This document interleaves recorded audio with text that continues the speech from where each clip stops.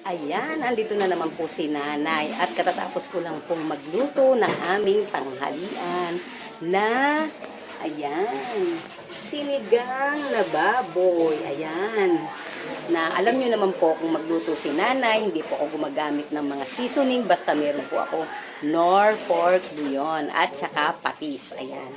At siyempre, lagi nating tatandaan na ang ating gulay, huwag po nating i-overcook. Ayan, ang gulay ko, buong buo, hindi po siya overcook. Ayan, para ma-achieve natin yung health benefits po ng ating mga veggies. Ayan, so para hindi na tayo bibili ng mga vitamin C na nakukuha po natin sa mga ating leafy vegetables, rich in vitamin C and vitamin A, ang ating mga gulay, kagaya po ng mga talbos, mga kangkong, mga pechay, ayan po, na sagana po sa vitamin C at hindi na po tayo kailangan na uminom ng vitamin C.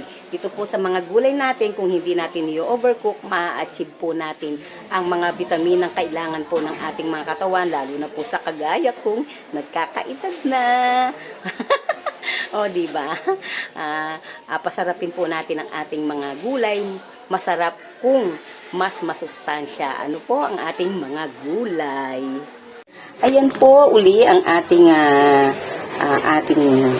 ulam. Yan. No? Tingnan nyo naman po, hindi siya overcook kasi ayan, buong-buo po yung mga dahon yan. Ayan.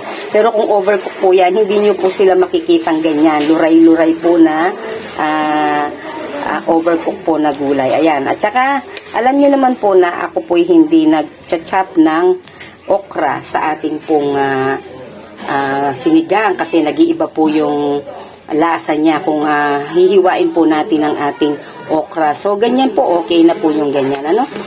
Yan. Yan. Ayan po ang ating gulay na pata, sinigang na pata ng baboy. Ayan, masarap. Kain na po tayo. Ayan, mapapadami na naman ang kain ni nanay. Lalaki na naman ang tiyan. Tapusin niyo po ang video, ano? Kung hindi, tataba kayong kagaya ko. Joke lang.